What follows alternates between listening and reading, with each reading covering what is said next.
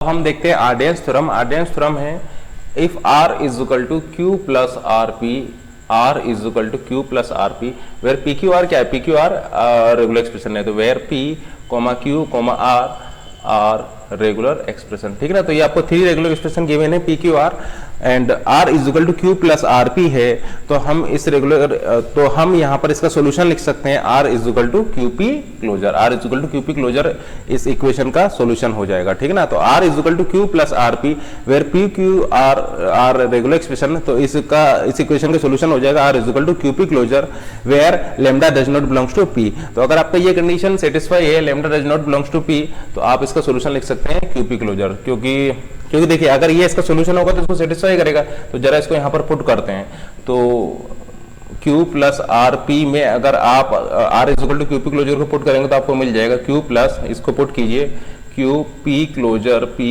अब यहाँ पर Q को अगर आप कॉमन ले लेंगे तो आपको मिल जाएगा P क्लोजर P, और ये आपका क्या हो जाएगा, ये आपका हो जाएगा Q पी क्लोजर के इक्वल। ठीक है ना, और अगर आप लेफ्ट हैंड साइड में R is equal to Q P closure put करेंगे तो आपको मिल जाएगा क्यू पी क्लोजर। तो हम यहाँ पर ऐसा बोल सकते हैं कि R is equal to Q P closure इसका सोल्यूशन होगा, लेकिन कंडीशन आपको यहाँ पर चेक करना पड़ेगा, lambda does not belongs to P.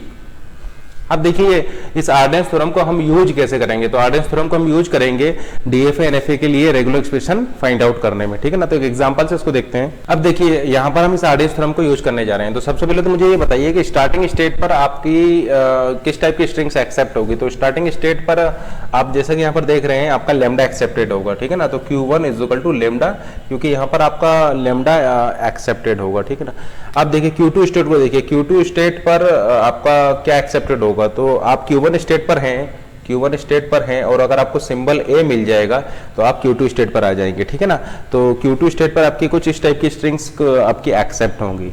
अब बात करते हैं Q3 स्टेट की, तो Q3 स्टेट पर आपका किस टाइप की स्ट्रिंग्स को एक्सेप्ट करेगा। तो देखिए Q3 स्टेट पर अगर आप Q1 स्टेट पर हैं तो Q1 स्टेट पर अगर आप सिंबल B को लेते हैं तो आप Q3 स्टेट पर आ जाएंगे।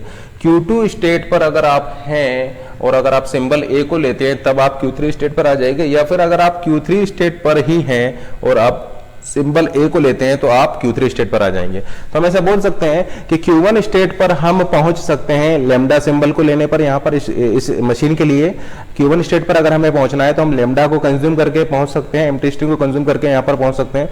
Q2 पर पहुंचने के लिए हमें Q1 से सिंबल A को कंज्यूम करना पड़ेगा, और Q3 पर पहुंचने के 3 रास्ते हैं यहाँ पर, या तो Q1 से जा सकते हैं, तो Q1 से B को कंज्यूम करके जा सकते हैं, या Q2 से A को कंज्यूम करके जा सकते हैं, या Q3 से A को कंज्यूम करके जा सकते हैं।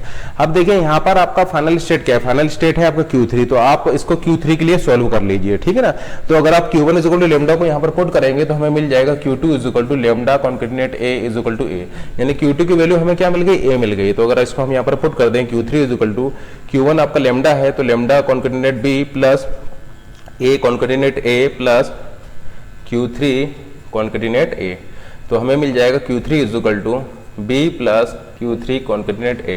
अब यहाँ पर हम आर्डियंस थ्योरम को यूज कर रहे हैं। ये मान लीजिए आपका Q3 जो है ये मान लीजिए R है, और ये मान लीजिए आपका Q है, और ये मान लीजिए आपका R है, और ये मान लीजिए आपका P है। ठीक है ना, तो R is equal to Q plus R P, और जैसे कि आप यहाँ पर देख रहे हैं कि P लेमडा को कंटेन नहीं कर रहा है, इसका मतलब lambda does not belongs to P, क्योंकि लेमडा जो है इस A में नहीं होगा आपका। ठीक है ना, तो lambda does not belongs to P की कंडीशन सेटिस्फाई है, तो इसका सोल्यूशन हम यहाँ पर लिख सकते हैं Q3 is equal to QP closure, Q3 is equal to या R is equal to QP closure. तो इसको हम सोल्यूशन लिख सकते हैं Q3 is equal to B plus A string. ठीक है ना, अब चूंकि Q3 आपका फाइनल स्टेट है तो इस DFA के लिए आपका जो रेगुलर एक्सप्रेशन हो जाएगा वो ये हो जाएगा। लेकिन अगर मान लीजिए यहाँ पर अगर आपका मोर देन 1 फाइनल स्टेट होती तो आप सभी फाइनल स्टेट्स के लिए रेगुलर एक्सप्रेशन लिखते हैं और फाइनल आंसर के लिए उनको प्लस कर देते हैं। ठीक है ना, आप सभी फाइनल स्टेट्स के लिए रेगुलर एक्सप्रेशन लिखिए और फिर उसके बाद में उन सभी को आप प्लस कर दीजिए। तो हमने आपको 2 तरीके बताए थे, हमने आपको इसके लिए रेगुलर एक्सप्रेशन लिखने के लिए डायरेक्ट तरीका भी बताया था, तो या तो आप उससे आंसर कैलकुलेट कर सकते हैं या फिर आप आर्डियंस थ्योरम का यूज करके कैलकुलेट कर सकते हैं। डायरेक्ट मेथड क्या है, यहाँ पर आप पहुंचने के 2 रास्ते हैं B A, तो B और A पैरेलल में, तो हम यहाँ पर लिख सकते हैं B प्लस, अब ये दूसरा रास्ता क्या है आपका A। ठीक है ना। और फिर यहाँ पर आप इस ए क्लोजर के लिए लूप ले सकते हैं, तो ए स्ट्रिक्ट, ठीक है ना। और फिर Q3 पर आप ए के लिए लूप ले सकते हैं, तो ये हो जाएगा ए क्लोजर। तो या तो डायरेक्ट लिखिए या आर्डेंस थ्योरम से लिखिए, आपका आंसर सेम आएगा। सेकंड क्वेश्चन देखते हैं। अब देखिए सबसे आर्डेंस मेथड का यूज करके हम इस मशीन के लिए रेगुलर एक्सप्रेशन लिखते हैं।